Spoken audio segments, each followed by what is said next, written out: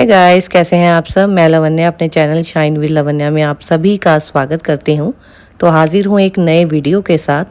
तो रेडी हो जाइए मेरे साथ चलने के लिए एक नए वर्चुअल टूर पर।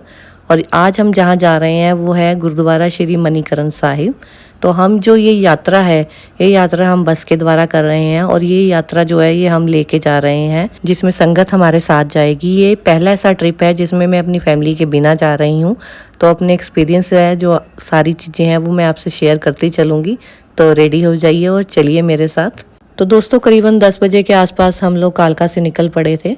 तो रास्ते में थकावट भी हो जाती है बस में बैठे बैठे, तो हम लोगों ने डिसाइड किया कि कुछ चाय वगैरह पी लेते हैं, क्योंकि ड्राइवर भैया भी हैं जो उन्होंने भी बोला कि चाय पीनी है मुझे, क्योंकि रात का सफ़र है तो हमें भी सेफ़ नहीं लगता कि हम ड्राइवर को फोर्स करें चलाने के लिए। तो हम लोगों ने भी सोचा कि 10-15 मिनट यहाँ ब्रेक लेते हैं, और संगत को भी पूछा जिन्होंने चाय वगैरह पीनी है, तो हमने अरेंज किया हुआ था।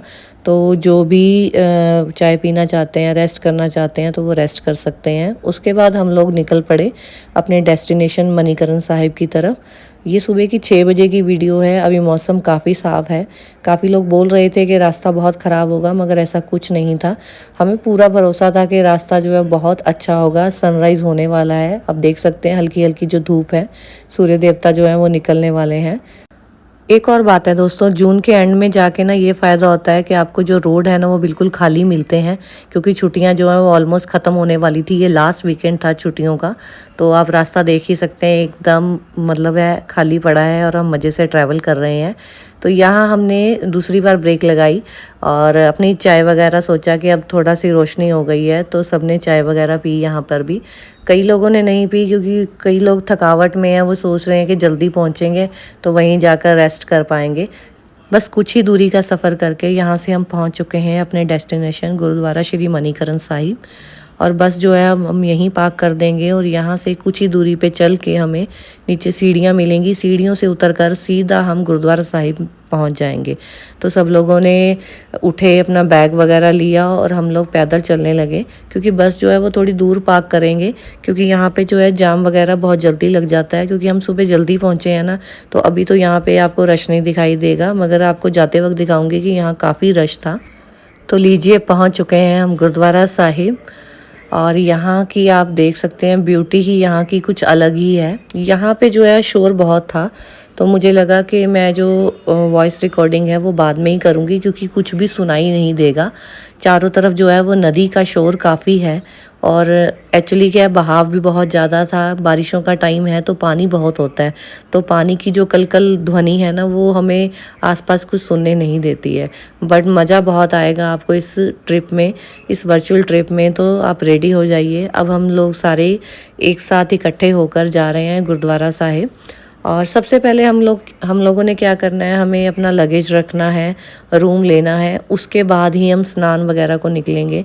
स्नान करके फिर हम गुरुद्वारा साहब के दर्शन करेंगे और फिर आगे जाएंगे। बट उससे पहले ये है कि हमें लगेज वगैरह सारा जो है वो अपना रखना है, रूम की चाबी लेनी है, उसके बाद ही हम बाकी का काम कर सकते हैं। तो दोस्तों अब मैं कुछ जानकारी आपको मणिकरण साहिब के बारे में देना चाहूँगी। मणिकरण जो है वो भारत की हिमाचल प्रदेश राज्य में कुल्लू जिले के भुंतर से उत्तर पश्चिम में पार्वती घाटी में व्यास और पार्वती नदियों के मध्य में बसा हुआ है। और ये जो फेमस है ना, ये हिंदू और सिखों का एक तीर्थ स्थल है, इसीलिए ये बहुत ज़्यादा जो है फेमस है। मणिकरण में बहुत से सुंदर मंदिर और एक गुरुद्वारा भी है। सिखों के धार्मिक स्थलों में यह स्थल विशेष स्थान रखता है।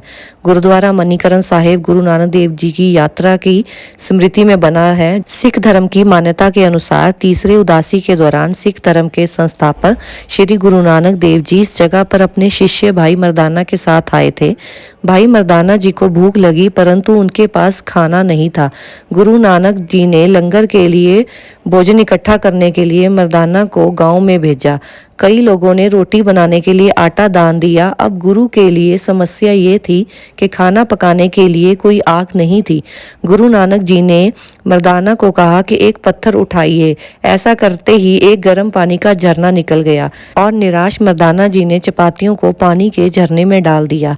गुरु नानक देव जी द्वारा निर्देश देने पर मर्दाना ने भगवान से प्रार्थना की और बोला, अगर उसकी चपाती वापस पानी में तैर आई तो वह एक चपाती भगवान को दान देगा। जब मर्दाना ने प्रार्थना की तो सभी चपातियां पकी हुई पानी में तैरने लगी।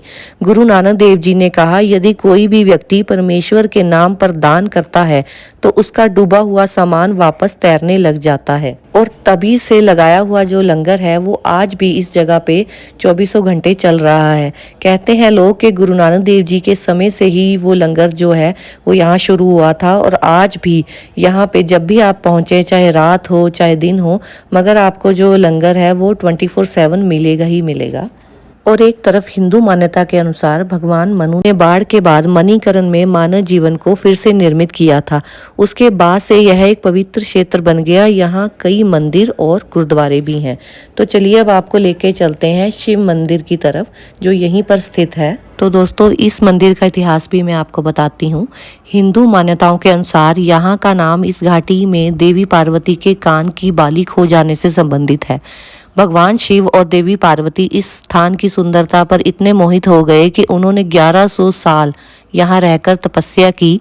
माँ पार्वती जब नहा रही थी तब उनके कानों की बाली में से एक मणि जो है पानी में जा गिरी। भगवान शिव ने अपने गणों से मणि ढूंढने के लिए कहा, लेकिन वह नहीं मिली। इससे भगवान शिव जो हैं क्रोधित हो गए और उन्होंने अपना तीसरा नेत्र खोल दिया, जिसमें से माता नैना देवी नामक शक्ति प्रकट हुई। तब माता नैना देवी ने भगवान शिव को बताया कि उनकी मणि पाताल में शेषनाग के पास है। देवताओं द्वारा प्रार्थना करने पर शेषनाग ने मणि वापस कर दी, लेकिन वह इतने नाराज हुए कि उन्होंने जोर से फुंकार भरी, जिससे इस जगह पर गर्म जल की धारा फूट पड़ी। तभी से इस जगह का नाम जो है मणिकरण पड़ गया। और खोलते गर्म पानी के चश्मे मणिकरण का सबसे अचरज भरा और विशिष्ट आकर्षण है। देश विदेश के लाखों प्रकृति प्रेमी पर्यटक यहाँ आते हैं। विशेष रूप से चर्म रोग या गठिया जैसे रोगों से परेशान होकर पर्यटक जो यहाँ आकर स्वास्थ्य लाभ पाते हैं। ऐसा माना जाता है कि यहाँ के उपलब्ध पानी में गंधक युक्त गर्म पानी में कुछ दिन स्नान करने से ही यह बीमारियां ठीक हो जाती हैं। और आपको ये जानकर हैरानी होगी कि यहाँ का जितना भी जो लंगर है वो पकता है वो इसी जल में पकता है, इसी जल से बनता है। और आप देख ही सकते हैं यहाँ पर जो है दाल चावल कड़ी जो है वो इसी कुंड में, इसी गर्म कुंड में रखा जाता है और थोड़े समय में ही ये बनकर तैयार हो जाता है। और इसकी सबसे बड़ी खास बात ये है कि जो लोग लहसुन प्याज नहीं खाते उनको ये जानकर खुशी होगी कि यहाँ का जो लंगर है वो प्याज लहसुन के बिना ही बनता है। यहाँ पे जो है तड़का जो है वो प्याज लहसुन से नहीं लगता। ये सात्विक भोजन बनता है जिसको कोई भी ग्रहण कर सकता है। और सारा भोजन जो है वो अमृत तुल्य है, क्योंकि ये इस जल से बनता है जिस जल को शेषनाग जी ने प्रकट किया था, उनकी हुंकार से प्रकट हुआ था। और गुरु नानक देव जी ने इसका रास्ता दिखाया था इस जल से। और आज भी जिस जल में उन्होंने खाना बनाया था उसी जल में है ये लंगर जो है वो परिपूर्ण होके बनता है। तो चलिए दोस्तों, आप लोगों को दर्शन करवाते हैं प्राचीन शिव मंदिर के। और बहुत ही सुंदर जो है यहाँ पे मंदिर का नज़ारा है। ओम नमः शिवाय। और बेहद सुंदर है ये नदी और बेहद सुंदर है इसकी आवाज़। वैसे मैंने म्यूट की हुई है क्योंकि मैं रिकॉर्डिंग ही नहीं कर पाऊँगी, इसका इतना ज़्यादा शोर है। पानी जो है अपने पूरे उफान पे है। बारिश का मौसम है, सावन शुरू हो गए हैं। आप जिस भी मौसम में यहाँ आ जाइए, आपको जो नज़ारा दिखेगा हमेशा ही खूबसूरत दिखेगा, चाहे वो सर्दी है, गर्मी है, बारिश है। तो दोस्तों, यहाँ से निकल के चलते हैं मार्केट की तरफ, जो बिल्कुल मंदिर के ठीक सामने है। मार्केट जो है काफ़ी बड़ी है, काफ़ी वैरायटी भी मिलेगी आपको। बट एक चीज़ कहनी पड़ेगी कि यहाँ सब कुछ बहुत कॉस्टली होता है, पर फिर भी यहाँ से जो लोग हैं कुछ ना कुछ लेके ज़रूर जाते हैं अपने प्रियजनों के लिए, चाहे वो प्रसाद है, चाहे वो गिफ्ट है। मगर मैंने देखा है कि काफ़ी जो लोग हैं वो बाय कर रहे हैं कुछ ना कुछ। आइटम्स बड़ी क्यूट सी मिलती हैं, चाहे आप टॉयज़ ले लीजिए, प्रसाद ले लीजिए या कोई लकड़ी की आइटम ले लीजिए। मैंने ये इस शॉप की वीडियो इसलिए बनाई कि मुझे ये शॉप बड़ी अच्छी लगी।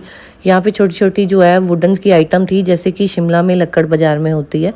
और बहुत ही सुंदर सुंदर चीज़ें थी, जैसे कोई यादगिरी आपने किसी फ्रेंड के लिए या किसी खास के लिए लेके जानी हो तो ये एक ऐसी आइटम है जो लॉन्ग लाइफ चलेगी। बट कॉस्टली बहुत है ये। एक छोटा सा रेस्टोरेंट भी दिखा मुझे मार्केट में, यहाँ भी अच्छा खासा रश था। मुझे नहीं लगता था कि मंदिर गुरुद्वारे में खाना खाकर भी लोग आउटिंग पे ऐसा कुछ चिल आउट भी करेंगे, कुछ खाएंगे पिएंगे, बट यहाँ पे ये सब चल रहा था। तो आगे बढ़ के हमें एक और मंदिर दिखाई दिया जो कि प्राचीन रघुनाथ जी मंदिर था, मगर ये क्लोज था। शायद 12 बजे से पहले आरती वगैरह जो भी होता है या प्रोसीजर होता है, उसके बाद मंदिर के कपाट जो हैं वो बंद कर दिए जाते हैं। मगर हमने सोचा कि हमें अंदर ज़रूर जाना चाहिए। लॉक है मगर हम दर्शन कर सकते हैं, और हम लोगों ने डिसाइड भी किया कि अंदर जाएंगे, क्योंकि मंदिर की जो ब्यूटी है ना वो बहुत अच्छी है। आप काम देखिए मंदिर का, बहुत सुंदर है। अभी बन भी रहा है, ऐसे लग रहा है कंस्ट्रक्शन हो रही है। बट मुझे ये मंदिरों में जो अच्छी चीज़ लगती है ना, ये वुडन वर्क लगता है, जो इसको फिनिशिंग दी जाती है, और ऐसे लगता है ये बहुत प्राचीन समय का मंदिर है और इसको अब रेनोवेट किया जा रहा है और बेहद खूबसूरत है।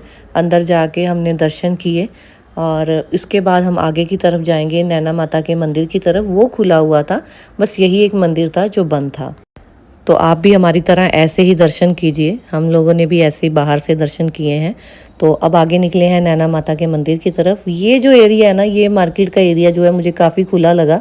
हाँ, गर्मी बहुत थी, लोगों को यहाँ लग रहा था कि हमें जैकेट लेके आनी चाहिए। मुझे भी लगा था, मैं भी लेके आई हूँ, बट यहाँ तो बहुत ज़्यादा गर्मी थी। मैं वही बोल रही हूँ वीडियो में, आपको सुनाई नहीं देगा इसलिए मैंने दोबारा रिकॉर्ड किया है, क्योंकि शोर है। नदी यहाँ भी पास पास बह रही है। तो ये जो सामने दिखाई दे रहा है, ये है नैना माता का मंदिर। जो मैंने आपको स्टोरी सुनाई है ना, उसमें जो नैना माता का जिक्र किया है, ये उन्हीं का मंदिर है। उन्होंने ही प्रकट होके पार्वती जी की कान की मणि के बारे में ही बताया गया था। तो मंदिर ये भी बहुत सुंदर है, प्राचीन मंदिर है। और ये जो वुडन वर्क है ना, ये जो लकड़ी का है, ये काम मुझे बेहद बेहद सुंदर लगता है। तो दर्शन कीजिए आप भी मेरे साथ नैना माता जी के, और बेहद सुंदर मंदिर है ये। और जो लोग भी ये वीडियो देख रहे हैं, उन्हें माँ का आशीर्वाद मिले, उनकी सभी इच्छाएं पूरी हों और वो भी हमारी तरह यहाँ दर्शन कर सकें। और यहाँ हमने मत्था टेका और उसके बाद हमने यहाँ से प्रसाद लिया। प्रसाद लेकर हम आगे की तरफ गए, जहाँ पे प्राचीन राम मंदिर है। ये जो तीनों मंदिर हैं, ये इसी एक ही जगह पे बने हुए हैं, एक ही लाइन में है। तो जब आप मार्केट से बाहर की तरफ निकलते हैं तो आपको तीनों मंदिर के जो दर्शन है वो एक साथ कर पाएंगे। यहाँ पे भी बहुत सारी शॉप्स हैं जहाँ पे आप कुछ खा पी भी सकते हैं और शॉपिंग भी कर सकते हैं। यहाँ पे पिक्चर्स जो हैं वो बहुत ही अच्छी आती हैं। हम लोगों ने भी यहाँ बहुत सारी फ़ोटोज़ जो हैं वो क्लिक करवाई और बेहद सुंदर है। ये देखिए, ये पूरा जो एक स्कल्पचर बना हुआ है, पूरा वुडन का बना हुआ है, जहाँ पे ख़ास तौर पे लोग जो हैं वो तस्वीरें जो हैं खिंचवाते हैं। तो चलिए हम मंदिर की तरफ चलते हैं। ये मंदिर जो है ये भी बहुत प्राचीन है, इसकी भी अपनी बहुत ही मान्यता है। तो जय श्री राम का नारा लगाते हुए हम भी चल पड़े हैं मंदिर के अंदर। और मंदिर जो है काफ़ी साफ़ सुथरा है, भव्य है। निर्माण जो है वो देख के ही लगता है कि काफ़ी पुराना हुआ है। और इसमें जो प्रतिमा स्थापित है वो भी काफ़ी पुरानी है। इसमें इस तरफ जो है, ठीक सामने आपको भगवान श्री राम का मंदिर दिखेगा। उसके लेफ़्ट की तरफ जो है वो मंदिर है, वो है शिव जी का मंदिर। और राइट की तरफ जो मंदिर है वो है हनुमान जी का मंदिर। ये मंदिर वही है जहाँ पे शिव पार्वती जी ने तपस्या की थी, इसीलिए ये बहुत ही प्राचीन मंदिर है। तो आप भी मेरे साथ दर्शन कीजिए। तो आपको देख के पता लग ही रहा होगा कि काफ़ी प्राचीन है ये मंदिर और बहुत ही पुराना है, बट मेंटेन जो है बहुत अच्छे से किया गया है, बहुत ही साफ़ सफाई है। 12 बज गए हैं, इसीलिए ये जो राम जी का मंदिर है वो भी बंद है, मगर हम बाहर से इसके दर्शन कर सकते हैं। तो अंदर जो है राम जी की प्रतिमा है, बहुत सुंदर प्रतिमा है जिसके हमने दर्शन किए। और बेहद जो सुंदर चीज़ें हैं ना, वो ये लगी मुझे कि यहाँ पे जो ये हनुमान जी की और भी आगे भगवान शिव की जो है, ये इस पे जो पत्थर पे नक्काशी करके मूर्तियाँ बनाई गई हैं, ये बेहद आकर्षण का केंद्र लगी मुझे। और बहुत ही प्राचीन है, देख के पता लगता है कि बहुत टाइम की बनी हुई हैं। पर समझ नहीं आता कि ऐसी वास्तुकला, ऐसी शिल्पकला जो है वो पुराने समय से ही प्रचलित है। हम आज के लोग भी यहाँ इतना सुंदर काम नहीं कर सकते जो पुराने टाइम में कर चुके हैं। और यहाँ पे जो है सीता कुंड और राम कुंड भी बना हुआ है। यहाँ भी गर्म पानी के चश्मे हैं। आप अलग अलग जगह नहाने की जो है व्यवस्था की गई है, बहुत ही साफ़ सुथरा है यहाँ। आप आगे चलेंगे तो आपको गर्म पानी के चश्मे का कुंड भी मैं दिखाऊंगी अभी। इस गर्म पानी के चश्मे के ठीक आगे जो है वो हनुमान जी का मंदिर है। इसकी वीडियो जो है डिलीट हो गई, बस मेरे पास पिक्स ही हैं जो शेयर कर सकती हूँ। तो मंदिर से निकल के हम जा रहे हैं मणिकरण गुरुद्वारे की तरफ। हमें लगा कि जाने से पहले जो है हम एक बार लंगर छक लेते हैं, और हमने यहाँ पे चाय का जो लंगर है वो ग्रहण किया। यहाँ पे एक चाय की एक खासियत है, यहाँ जो भी चाय बनती है वो स्टीम से ही बनती है। ये दूध में पत्ती चीनी डाल के इस ऐसे ही रख देते हैं, और ये स्टीम से ही जो है चाय जो है पूरी कुक हो जाती है। और सोचिए कि ये लंगर कितना स्वादिष्ट होगा जो ऐसे पकता है। हम घर में भी इतनी स्वादिष्ट चाय नहीं पीते जितनी मुझे यहाँ मतलब पी के लगी। तो आप भी ज़रूर आएँ तो चाय का लंगर जो है वो ज़रूर ग्रहण कीजिएगा। दोस्तों, अब हम जा रहे हैं अपने कमरे की तरफ, जहाँ जो है हमारी संगत जो है रेस्ट कर रही थी। हम 3-4 लोग थे जो बाहर घूम रहे थे, बाकी तकरीबन सारे वहीं हैं। सभी को इकट्ठा करेंगे और इकट्ठा करके हम लोग निकल रहे हैं अपनी बस की तरफ। जाते जाते हमने देखा कि गुरुद्वारा साहब में जो है ठंडी छबील लगी हुई है, तो हमने भी ठंडा ठंडा जो जल ये ग्रहण किया और अपनी बस की तरफ रवाना हो रहे हैं, ताकि हम जो है मंडी साहिब जो गुरुद्वारा है वहाँ टाइम पे पहुँच सकें और आपको दर्शन करवाएंगे मंडी साहिब गुरुद्वारा के। क्योंकि बस में जो लेके जाना ना बहुत बड़ी रिस्पॉन्सिबिलिटी होती है, इसलिए हम लोग वेट कर रहे हैं ताकि सब लोग आ जाएं, सब लोग बैठ जाएं, अच्छे से सेटल हो जाएं, फिर हम लोग सारे इकट्ठा निकलेंगे। लेकिन जब हम बस में बैठे हुए थे तो अंदर से हमने देखा कि 2 कैंडी बेच रहे थे भैया। तो हमारे जो बस में बैठे हैं प्रीति मैम और एक बाला मैम, उन्होंने सोचा कि संगत को हम जो है कैंडी खिलाते हैं। और ये नया काम शुरू किया ना ये? हाँ, नया काम शुरू किया। 10 रुपए 10 रुपए 10 रुपए लेने में इंटरेस्टेड है, बस में पूछ ले किसी को है। हाँ, लो जी, दे दो। कोई ले रहा है? कितने जी? 100 है, 10 दे दो। बोल आपकी भैया देखो क्या फायदा है। 10 दे दो, 10 क्या। ये भी जो है बड़ा एक स्वीट जेस्चर है प्रीति मैम की तरफ से और हमारे बाला मैम की तरफ से, जो ऐसे वहाँ से परचेज़ कर रहे हैं। अभी उनका भी फ़ायदा हो जाएगा और सारी संगत को की सेवा भी हो जाएगी। और बड़ी यूनिक आइटम है, लोग चाय पिलाते हैं, खाना वाना खिलाते हैं। ये सबसे अच्छी चीज़ लगी मुझे कि सब इन चीज़ों के साथ खुद ही बच्चे बने हुए हैं और मज़ा भी सच में बहुत आया। मैम देखो कितने मज़े में हैं। आज इनका हैप्पी बर्थडे है। हाँ, निकल गया। लो जी, लो मैम, ये लो और ले लो। कौन रह गया? पकड़ो मम्मी का भी। लो आप रह गए, आपको मिल गया, आपको मिल गया। आंटी आपको मिल गया। लो दीदी, मिल गया। लो आपका रह गया। नहीं, आपका रह गया। पहले आप लोग। नहीं, मैं ले लूंगी, आप लोग पहले। नहीं, आप लोग कितने आए मैं गिन के बता दो। गिनो बाकी सारे पहले गिनो कितने हाथ ऊपर करो। हैंड्स अप करो। आज 1 2 3 4 5 6 7 8 आप भी पकड़ के बैठो, तभी फोटो आएगी। आप बैठो, पकड़ के बैठो। अरे नहीं, अरे नहीं, तू दे दे, अपने आप दे दे। चलो मैंने दे। ये लो भैया। चलो खुश। अब सारे बैठ के जरा हैंड्स अप। चलो फोटो। अगले के मजे करा दे 200 रुपए के और के। चलो तो दोस्तों, टाइम हो गया है आप सबसे अलविदा लेने का।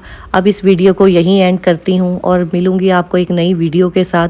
और अगर आपको ये वीडियो अच्छी लगी हो तो मेरे चैनल को सब्सक्राइब ज़रूर कीजिएगा और लाइक और शेयर ज़रूर कीजिएगा इस वीडियो को अपने दोस्तों के साथ।